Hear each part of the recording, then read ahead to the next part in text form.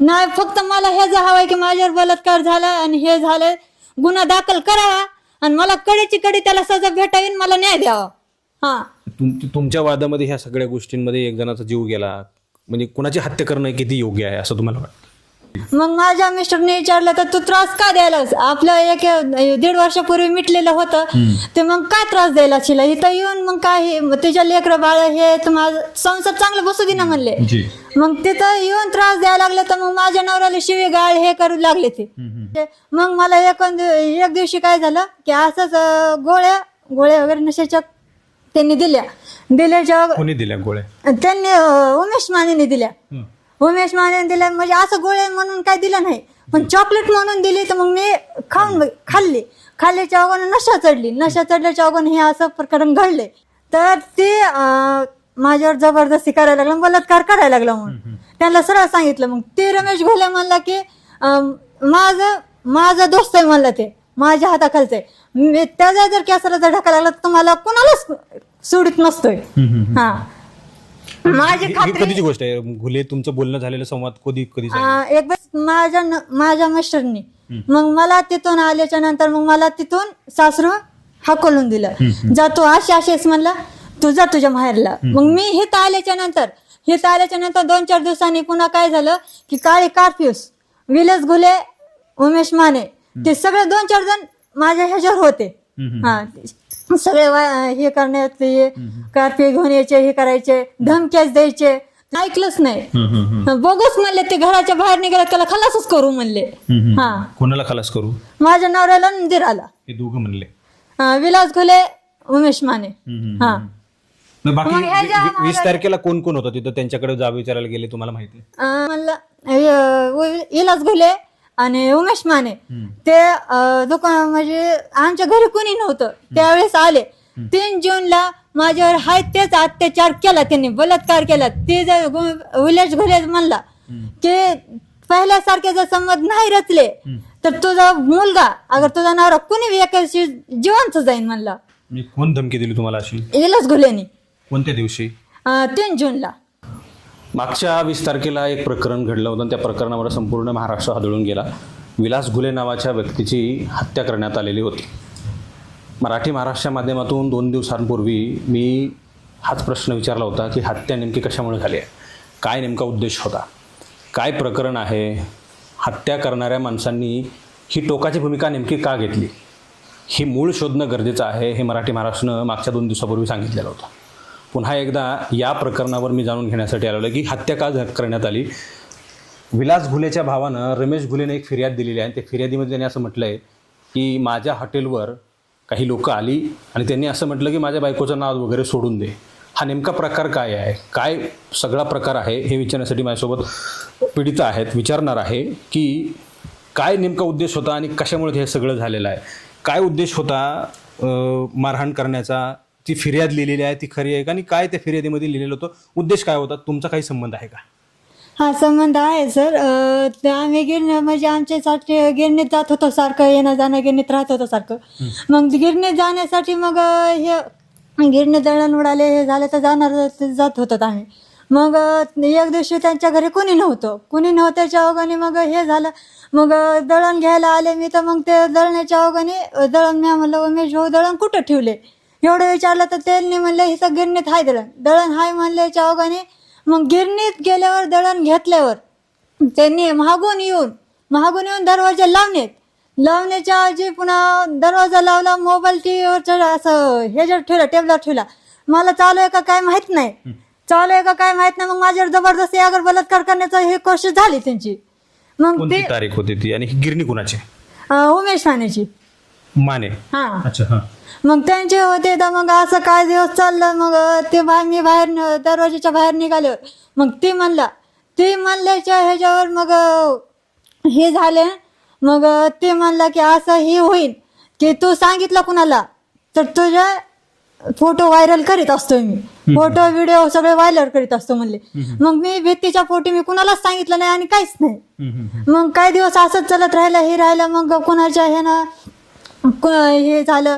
मग पुन्हा त्यांनी काय केलं, मग असं निवारण बघून माझ्याकडे येण्याची कोशिश केल्याच्या वजने रमेश हे विलास घुले आणि उमेश माने ते दोघं हमेशा संकट असायचे अवघाने मग ते यायचे माझ्या घरी बी यायचे हे करायचे मला त्रास द्यायचे हे करायचे. मग मला एक दिवशी काय झालं की असंच गोळ्या वगैरे नशेच्या त्यांनी दिल्याच्या कोणी दिल्या गोळ्या? त्यांनी उमेश मानेने दिल्या म्हणजे असं गोळ्या म्हणून काय दिलं नाही पण चॉकलेट म्हणून दिली. तर मग मी खाल्ल्याच्या अवघाने नशा चढल्याच्या अवघाने हे असं प्रकरण घडल्याच्या अवघाने मग ते मी बसल्याच्या अवघाने मग माझ्या आई वडिलाला बी ते म्हणलं आई वडिलाला जर सांगशील आई वडिलाला नवऱ्याला कुणाला जर सांगशील तर तुझे कुणीच राहणार नाही म्हणलं. इथं ही कधीची घटना आहे म्हणजे कुठलं वर्ष आहे काही तारीख वगैरे आठवण येते? 2024 मध्ये. अच्छा. हा 24 मध्ये हे तो गोळ्या वगैरे तुम्हाला खायला दिल्या होत्या. हा नंतर काय फोटो वगैरे कसे काढले वगैरे त्यांना? फोटो नशेत काढले त्यांनी फोटो नशेत आपण ते नशेत राहत नाहीत ना काही नाही मग त्याच्या अगोदर तो फोटो काढले. हा मग त्याच्यामुळे मग आम्ही तुम्ही घरी सांगितल्यानंतर मग घरच्यांनी काय तुम्हाला प्रतिसाद दिला नाही का वगैरे? प्रसाद दिला. मग ते म्हणले पोलीस स्टेशनला जाऊ आपण कारवाई करू त्याच्यावर. मग कारवाई करू म्हणल्याच्या अगोदर मग त्याला ते उमेश मानेला काय कळाले हे कोण की हे कारवाई करायला निघाले. मग त्यांनी रमेश घोलेला घेतलं बोलून की हे कारवाई करायला निघालेत असे हे झाले म्हणून. झाल्याच्या अगोदर मग हे झालं मग ते रमेश घोले आला इथं.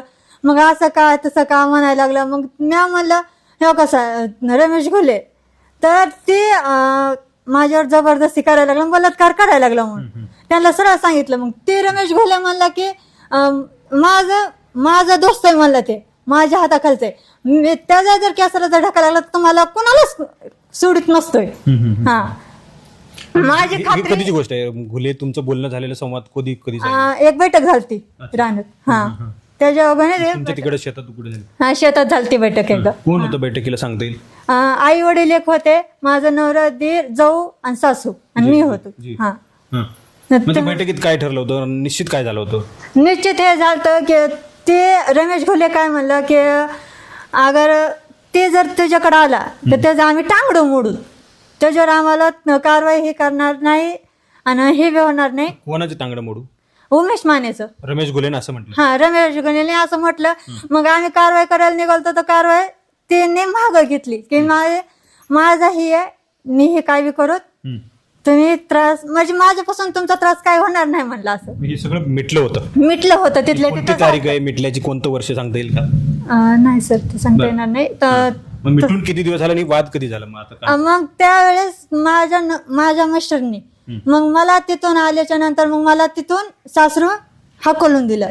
जातो असेच म्हणला तू जा तुझ्या माहेरला. मग मी हिथं आल्याच्या नंतर 2-4 दिवसांनी पुन्हा काय झालं की काळे कारफ्यूस विलास घुले उमेश माने ते सगळे 2-4 जण माझ्या ह्याच्यावर होते. हा सगळे हे करण्यात कारफ्यू घेऊन यायचे हे करायचे धमक्याच द्यायचे तुझ्या घरातल्याला कुणाला सोडित नसते फोटो व्हायरलच करीत असते. घरी यायचे का? रस्त्यावर जायचे इथून आणि विलास घोले तुमच्या हा इथं. हा त्याच्यामुळं मग हे झालं. मग काही दिवसांनी असंच हे प्रकरण चालत राहिलं हे झालं. मग 2-3 दिवसात आले ते मग तसं झाल्याच्या नंतर मग पुन्हा यायचं बंद केलं त्यांनी. बंद केल्याच्या अगोदर मग पुन्हा मी 1-1.5 वर्ष झालं येत होते. मग मला महिला तक्रार केंद्रामधून हे केल्याच्या नंतर मग नवऱ्याच्या ह्याच्यावर मी तक्रार दिली की नवरा नांदायला नेण्याच्या नंतर मग ते आले हे झालं. तर मग ते पुन्हा हे झालं. मग त्यांनी न्यायची कोशिश केली. तुमचं महिला तक्रार निवारण मध्ये काही समेट वगैरे झालं? हा समेट वगैरे झालं. मग त्यांनी नेण्याचा प्रयास केला. नेलं तिथं हे झालं. मग तिथले 2-3 दिवस आणखीन झाले तिथं जाऊन बी मला महिना झाला. 19 मेला गेलते इथून 19 मेला गेलते तर मग तिथं येऊन बी आणखीन तसाच त्रास द्यायला लागले मला. मग माझ्या मिस्टरने विचारलं तर तू त्रास का द्यायला आपलं 1-1.5 वर्षापूर्वी मिटलेलं होतं ते मग काय त्रास द्यायला शिला इथं येऊन मग काय तुझ्या लेकरं बाळ हे माझं संसार चांगलं बसू दे ना म्हणले. मग तिथं येऊन त्रास द्यायला लागले तर मग माझ्या नवऱ्याला शिवी गाळ हे करू लागले ते.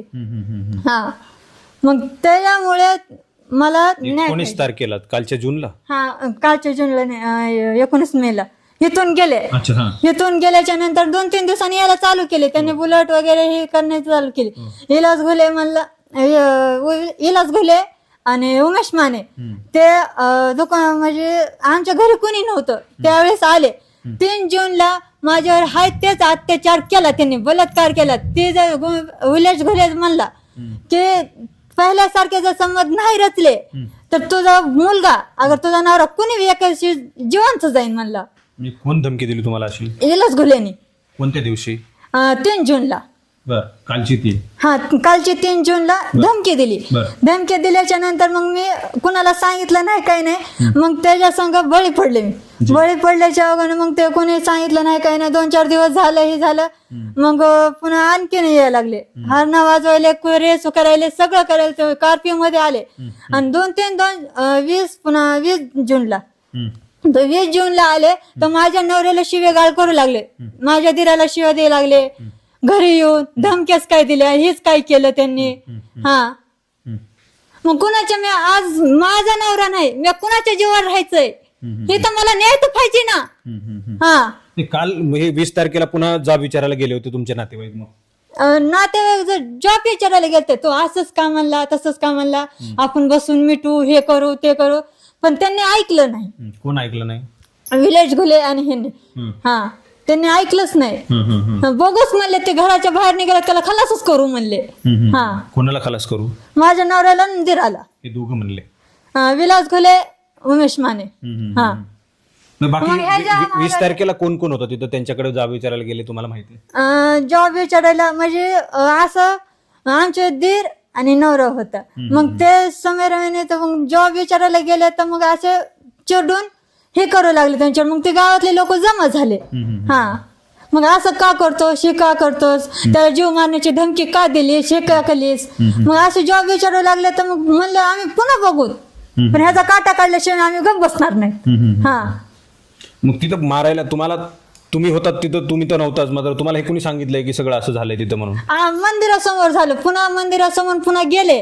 नाही, हॉटेलच्या दारात जी मला नाही माहिती ते. तिथं नव्हतं? मला नाही माहिती. तुम्हाला कोणी सांगितलं का हे झालं असं वगैरे? नाही सांगितलं कोणी सर. हा, आता तुमची मागणी काय? तुम्ही काल एसपींकडे तक्रार द्यायला गेले होता, त्यांनी तक्रार घेतली का तुमची? तक्रार घेतली आहे सर त्यांनी. हा, काय म्हणून तक्रार आहे? कुणाच्या विरोधात आहे? उमेश मानेच्या विरोधात तक्रार आहे माझी. हा, त्याला जेलमध्ये अशी सजा, कडे ना कडे सजा भेटावी. हा, तुम्ही लिहिलेली तक्रार एसपीनी स्वीकारली का? आणि गुन्हा दाखल करण्यासाठी काय प्रोसेस आहे? काय त्यांनी प्रसाद दिला? उद्या बघू म्हणले ते सर. अच्छा, पुन्हा तुम्हाला उद्या बोलवलं तिथे? हा, काल तुम्ही शनिवारी गेला होता, तुमच्या तिथं काय घडलं? काय वाद वगैरे झाला? वाद माझे चुलते, ते तर चुलत्याच्या ह्याच्यावर ते वाद हे झालं. तर ते काय झालं की असं झालं की आमच्या ह्याच्यात आम्ही 2 जण होतो, आई मी. मग तुम्ही का त्यांना आणलं इथं तक्रार द्यायला, का त्यांना आणलं म्हणजे असं ह्याच्यात ही मोडते. हा, कोणाला आणलं तर कोण असं म्हटलं? उमेश माने. कुठे तक्रार द्यायला तुम्ही गेलेला काल? हा, काल गेलेला. तर त्यांना कुठे उमेश माने कुठे? नाही माहिती सर, ते कुठे येतं कुठे नाही. तुम्हाला असं कोणी सांगितलं की उमेश माने म्हटलं असं? ते आमच्या देखत झाले सर तसं. ते तुमचा संवाद झाला तिथे? हा, समोर झाले आमच्या. हा, कोण बोलत होतं असं? कोण बोलत होतं एसपीच्या कार्यालयात? ते काय माहित नाही सर. ओळखत नाही तुम्ही त्यांना? हा, कोणी ओळखच नाही. ते काय मागणी आहे तुमची प्रशासनाकडे, पोलीस प्रशासनाकडे? तुम्हाला काय न्याय हवाय? न्याय हवाय. अहो, न्याय ह्याचा हवाय की असं हो नाही ते हे झाले नाही. फक्त मला ह्याचा हवाय की माझ्यावर बलात्कार झाला आणि हे झालं, गुन्हा दाखल करावा आणि मला कडेची कडे त्याला सजा भेटावी, मला न्याय द्यावा. हा, तुमच्या वादामध्ये ह्या सगळ्या गोष्टींमध्ये एक जणाचा जीव गेला म्हणजे कुणाची हत्या करणं किती योग्य आहे असं तुम्हाला वाटतं? ह्या प्रकरणामध्ये समजा ठीक आहे, तुमच्यावर अत्याचार झालाय मान्य आहे, मी त्याला नाकारू शकत नाही किंवा कुणीच नाकारू शकत नाही, मात्र एखाद्याची हत्या करणं हे किती योग्य आहे ते काय माहित नाही सर. हा सगळा प्रकार आहे. वास्तवामध्ये मी मराठी महाराष्ट्र माध्यमातून 2 दिवसांपूर्वी हेच म्हटलं होतं की बा हे प्रकार नेमकं काय घडलाय, घुलेचीच हत्या का करावी लागली त्यांना किंवा का केली आहे, काय उद्रेक झाला किंवा मग का त्यांच्या भावनांचा कडेलोट झालेला आहे. खरं तर गुन्हाच आहे, एखाद्याची हत्या करणं बेकायदेशीर आहे, त्यांच्यावर कारवाई व्हायला पाहिजे असंही मी म्हटलेलं आहे. मात्र मी हेच शोधण्यासाठी इथं आलो होतो की नेमकं काय मूळ आहे, यांनी सांगितलं की गिरणीवर, बरोबर, त्यांची गिरणी आणि उमेश मानेंच्या गिरणीवर मी जायची दळण आणण्यासाठी, पीठ वगैरे. आणि तिथं असल्यानंतर उमेश मानेंनी एक वेळा माझ्यावर अत्याचार केला, त्याचे फोटो वगैरे काही शूट केले आणि त्याच्यानंतर त्याच्या पुरावा म्हणून सातत्यानं माझ्यावर 1-1.5 वर्ष बरोबर अत्याचार जो आहे तो केला. आणि ते फोटो दाखवत तुझ्या मुलाला किंवा नवऱ्यांना किंवा आई वडिलांकडे माहेरच्या लोकांना इजा पोहोचवेल अशा प्रकारची धमकी देऊन जे आहे ते वारंवार सातत्यानं जे आहे ते अत्याचार केला. आणि म्हणून माझी त्यांच्या विरोधात फिर्याद आहे. एक तुमच्याकडे येतो. तर त्यांनी असं म्हटलं होतं की माझ्याकडे सगळे पुरावे आहेत आणि मग माझ्या इच्छेप्रमाणे जर नाही झालं तर मी हे सगळे व्हिडिओ प्रसारित करेन आणि बदनामी होईल, साहजिकच आहे. त्यामुळं हे पाऊल उचललेलं आहे. आणि दुसरं, हे प्रकरण जे आहे ते महिला तक्रार निवारणमध्ये सुद्धा गेलेलं होतं. पती पत्नींचा वाद हा फार दीर्घकाळ चालला आणि ते महिला तक्रार निवारणमध्ये गेल्यानंतर तिथूनही समेट करून आल्यानंतर पुन्हा 1-1.5 वर्ष माहेरी राहिल्यानंतर ह्या तिकडं नांदायला गेलेल्या आहेत. आणि तिकडं जाऊन सुद्धा पुन्हा त्या जो काही उमेश माने आहे त्यांनी पुन्हा सातत्यानं तशाच प्रकारचा त्रास द्यायला सुरुवात केली. उमेश घुले त्याला पाठबळ देत होता. हे सगळे पहिल्यासारखे, म्हणजे यांचा आरोप आहे की उमेश घुलेंचं असं म्हणणं होतं की जर माझ्या म्हणण्याप्रमाणे माझ्या मित्राला जर त्रास झाला ते त्याच्या म्हणण्याप्रमाणे हे सगळे संबंध राहायला हवेत, जर तसं झालं नाही तर तुम्हाला फार वाईट होईल किंवा जड जाईल असं त्यांचं म्हणणं आहे. आणि म्हणून माझ्यावर अत्याचार केलेला आहे, माझी फिर्याद आहे असं त्यांचं म्हणणं आहे. आता ह्या प्रकरणामध्ये काय नेमकं होतं हे पाहावं लागणार आहे. खरं तर आरोपी सगळे अटकच आहेत, मात्र यांच्यावर अत्याचार झाला हे फिर्याद घेऊन तिकडे पोलिसांमध्ये जात आहेत. उद्या त्यांना बोलवले, काल त्यांची फिर्याद दाखल झाली नाही, तिथं काहीतरी वाद झाले, मात्र आता उद्या सोमवारी त्यांना त्या ठिकाणी बोलवलेलं आहे. पोलीस तक्रार घेतात का आणि काय नेमकं पुढे होतं हे आता आपल्याला पाहावं लागणार. कॅमेरा पर्सनसह मी संग्राम धनवे, मराठी महाराष्ट्र न्यूज, बीड.